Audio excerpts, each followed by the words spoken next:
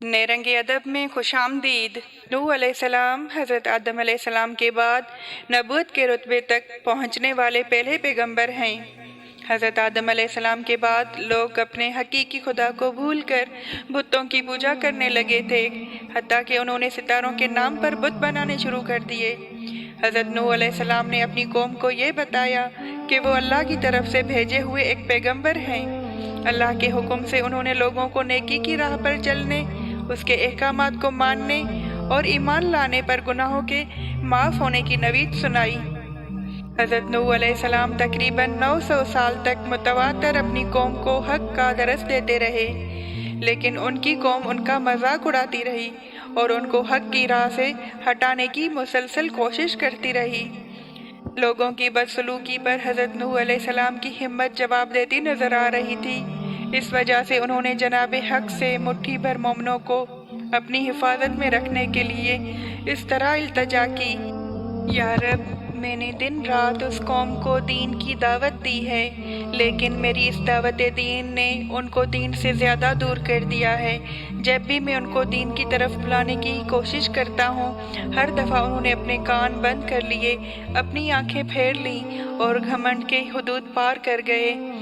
या रब्बुल आलमीन, तू जानता है वो मेरे खिलाफ हैं, अपनी दौलत और बच्चों की तादाद पर मस्त हैं, मेरे खिलाफ साजिशें कर रहे हैं। इस रवैये से उन्होंने सबको हैरत ज़दा कर दिया है। ए खुदा, तू भी इन जालिमों की हैरानगी को और ज़्यादा कर। खुदाए बरतर ने हज़रत नूह अलैहिस्सलाम की इस दुआ को कबूल किया और हज़रत जिब्राइल अलैहिस्सलाम के ज़रिए वही भेजकर उनको एक कश्ती बनाने के बारे में बताया।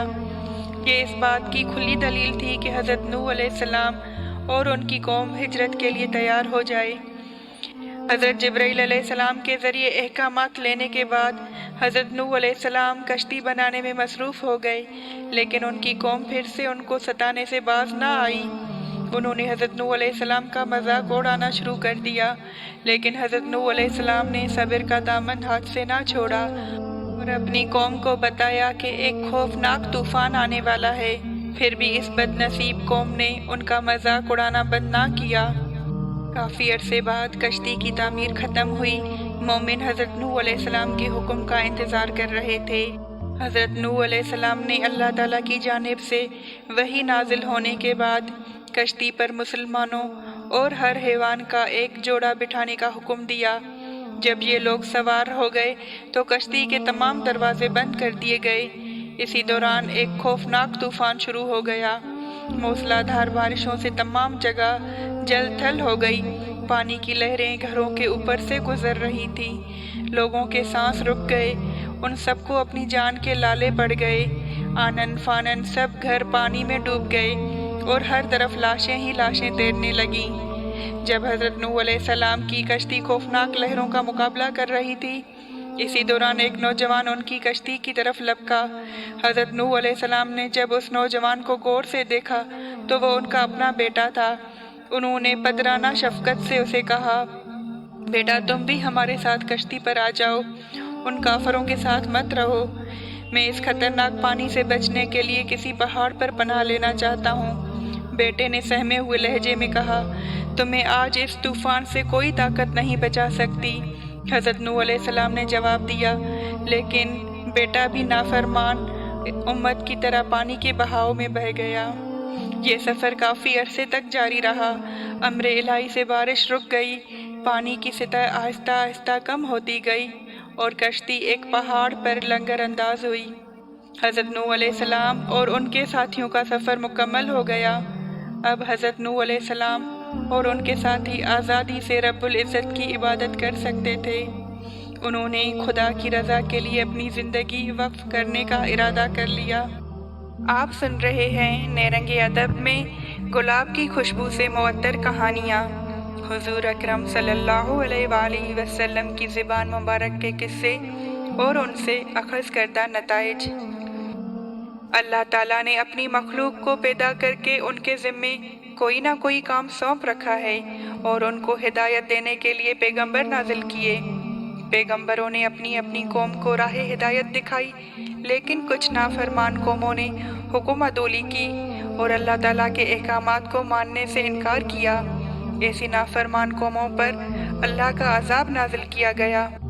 حضرت نوح علیہ السلام نے اپنی ساری عمر تبلیغ میں گزاری، لیکن ان کی قوم نے ہمیشہ ان کی حکم عدولی کی اور اپنے دین سے دور ہٹتی رہی۔ ان کے اس نافرمان رویے سے حضرت نوح علیہ السلام کو دلی صدمہ پہنچا۔ انہوں نے ہاتھ پھیلا کر رب العزت کی بارگاہ میں دعا کی۔ اللہ تعالیٰ نے اپنے پیارے نبی کی دعا قبول فرمائی۔ قرآن پاک میں اس واقعے کو بڑی تفصیل سے اللہ پاک نے اس طرح بیان فرمایا ہے: ان بت پرستوں سے پہلے حضرت نوح علیہ السلام کی قوم نے ہمارے بھیجے گئے پیغمبر کو جھوٹا گردانتے ہوئے پاگل کے لقب سے پکارا۔ انہوں نے آخر ہمت ہارتے ہوئے اللہ کے حضور التجا کی۔ ان کی التجا اور گریہ زاری پر ہم نے آسمان کے دروازے کھول دیے، زمین پر موجود پانی کے ذخیروں کو باہر نکلنے کا حکم دیا۔ بارش اور زمین کے پانی نے ہر طرف تباہی پھیلا دی۔ حضرت نوح علیہ السلام کو لکڑی کی ایک کشتی بنانے کا حکم دیا۔ نافرمان قوم نے اس پیغمبر کو انعام کے طور پر دی گئی کشتی پر بیٹھے دیکھا اور نافرمانوں کو عبرت کا سبق دیا۔ کیا اس سے کوئی نصیحت لینے والا ہے؟ میرا عذاب اور تنبیہ کیسی ہے؟ در حقیقت ان کے تاثرات ایک پیغمبر کی طرح ایمان کامل کا ایک کھلم کھلا ثبوت اور دلیل ہیں، کیونکہ اس طرح کے معاشرے میں اجتماعی زندگی کا توازن بکھر چکا تھا اور تمام اقدار کی پیمائش کا پیمانہ الٹ گیا تھا۔ اس طرح کے حالات میں ان کو ایک پیغمبر کی موجودگی ان کی آنکھوں میں کھٹکتی تھی۔ اسی وجہ سے اسے مجنوں کا نام دیا گیا۔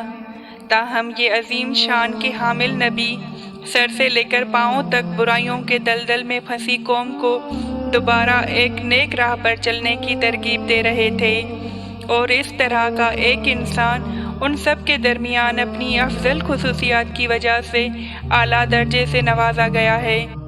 اسی وجہ سے رسول اللہ صلی اللہ علیہ وآلہ وسلم نے ایک حدیث میں فرمایا ہے کہ ایک مومن کا مجنوں کہلوانا اس کے ایمان کا منہ بولتا ثبوت ہے۔